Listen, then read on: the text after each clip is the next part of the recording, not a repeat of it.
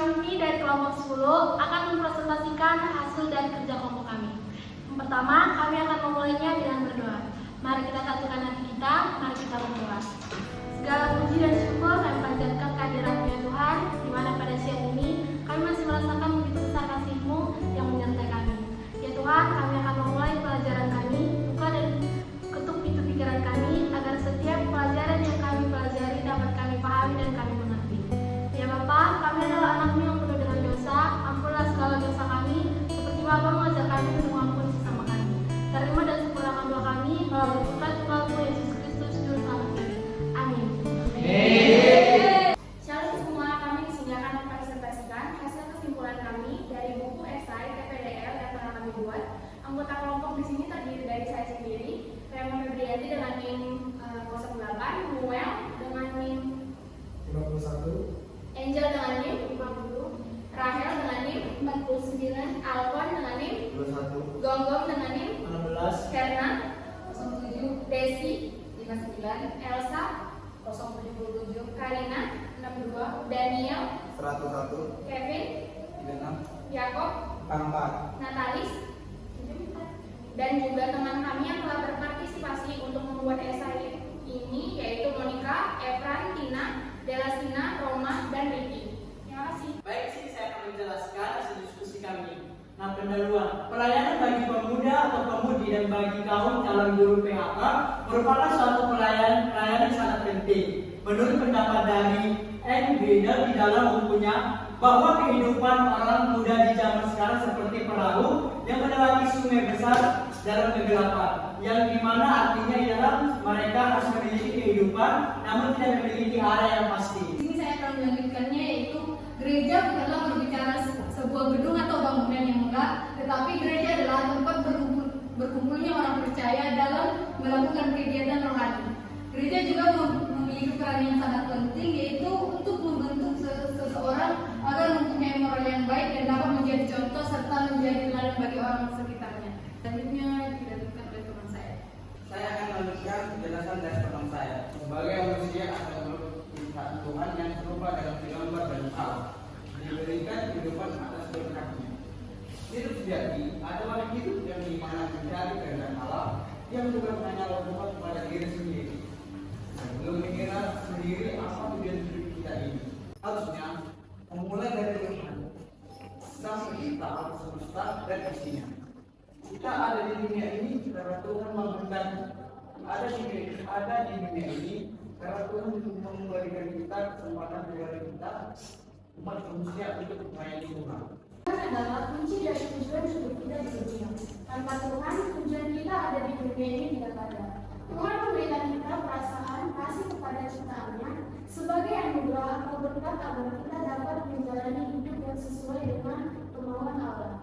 Memang keinginan duniawi kita sebagai manusia selalu ingin hidup dengan keinginan sendiri. Padahal dunia itu hanya tempat hidup sementara atau tempat persinggahan kita sebagai umat manusia. Sebelum kita menuju kehidupan yang sebenarnya, yaitu kehidupan kekal bersama Allah. Selanjutnya akan dijelaskan oleh teman saya. Baiklah, saya akan melanjutkan penjelasan dari teman saya. Hidup untuk Tuhan. Melalui firman-Nya, Allah telah memberi kita yang jelas mengenai bagaimana kita hidup untuk Tuhan. Itu termasuk mengasihi satu sama lainnya, panggilan untuk mengikutinya, dan dengan menyangkal diri kita sendiri. Mengasihi mereka yang miskin dan berkekurangan, dan tidak hidup di dalam dosa seperti mereka yang dikirmakan Allah. Pelayanan adalah bagaimana kita memberikan kemampuan kita kepada Tuhan sebagai rasa tanggung jawab kita sebagai manusia, serta berterima kasih atas berkat yang begitu luar biasa yang telah diberikan kepada kita. Menjadi pelayan Tuhan sangat beragam, mulai dari pendeta, pemusik, pembawa acara gereja, dan lain sebagainya yang dapat kita lihat di dalam gereja. Kita dapat menjadi bagian dari gereja untuk melayani Tuhan. Pelayanan dapat kita ungkapkan sebagai bentuk betapa kita juga mencintai Dia.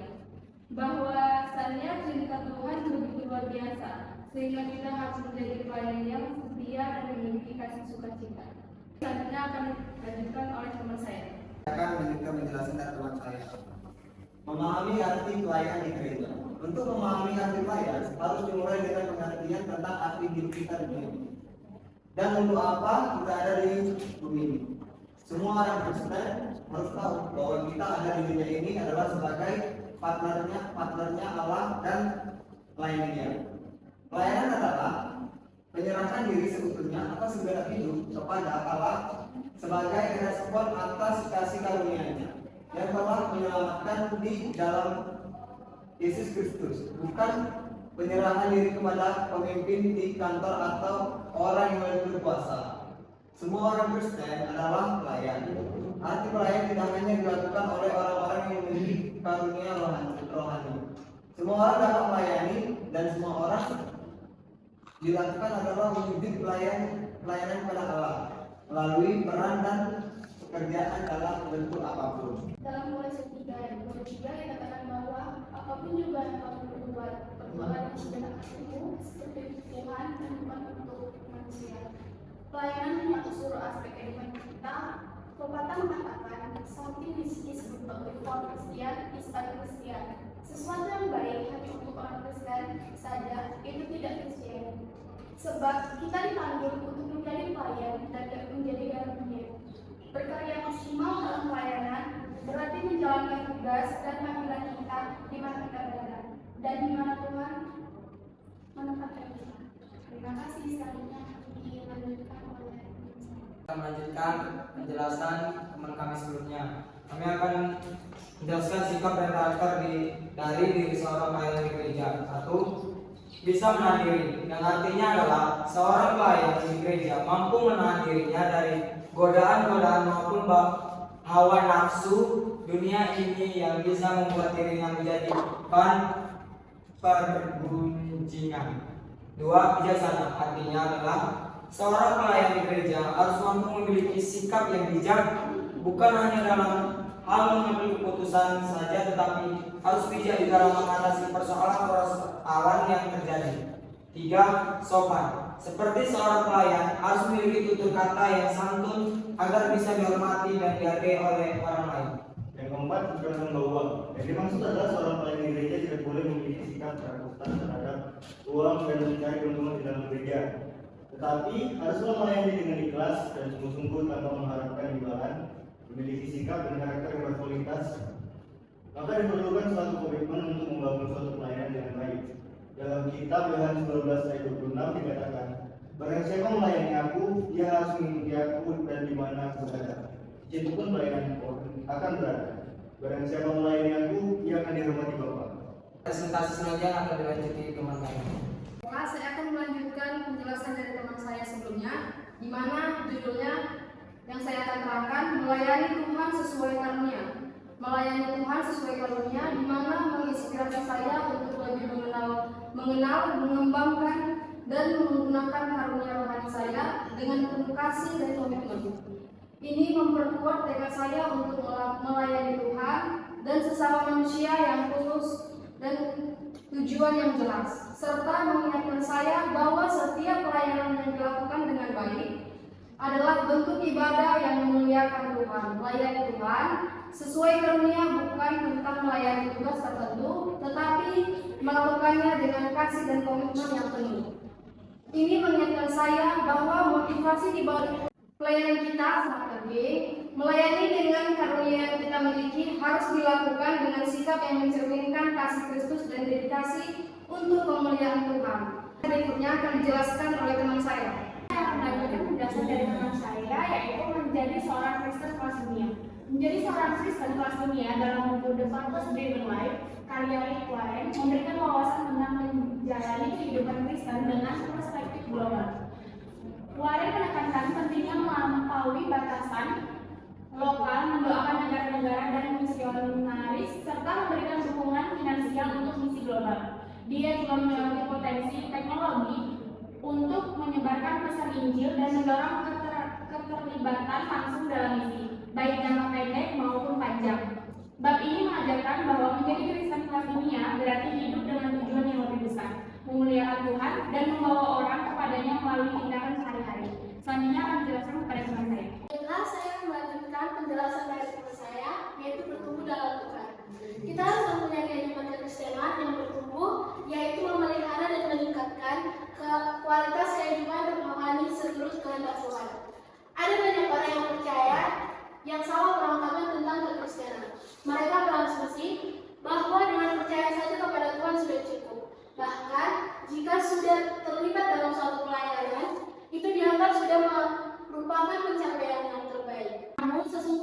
Tuhan kehendaki setelah kita percaya, dibaptis dalam Roh Kudus, bertumbuh dan menjadi dewasa rohani. Selanjutnya, slide berikutnya akan dijelaskan oleh teman saya.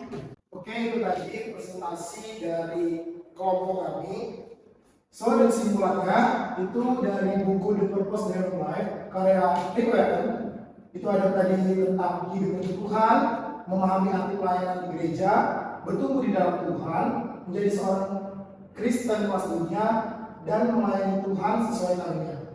Jadi kesimpulannya adalah bahwa kehidupan Kristen yang sejati menurut kita untuk menjalani hidup dengan tujuan yang berpusat pada Tuhan dan memberikan dampak positif di dunia ini. Memahami arti pelayanan gereja mendorong kita untuk terlibat aktif dalam komunitas gereja. Memahami bahwa pelayanan adalah bentuk ibadah dan pengabdian kepada Tuhan serta sesama dengan setiap orang yang memiliki peran penting dalam tubuh Kristus. Secara keseluruhan, buku ini mengarahkan kita untuk hidup dengan tujuan yang jelas, menjadikan Tuhan sebagai pusat kehidupan, terlibat dalam pelayanan, terus bertumbuh dan rohani, memiliki dampak global, dan menggunakan karunia untuk melayani Tuhan dan sesama. Sehingga hidup kita pun penuh makna dan memuliakan Tuhan. Seperti yang tertulis di Efesus 2 ayat 10. Karena kita ini adalah buatan Allah, diciptakan dalam Kristus Yesus untuk melakukan pekerjaan baik yang dipersiapkan Allah sebelumnya. Ia mau supaya kita hidup di dalamnya. Sekian, terima kasih. Oke, sekian presentasi dari kelompok 10. Kami ucapkan terima kasih. Shalom.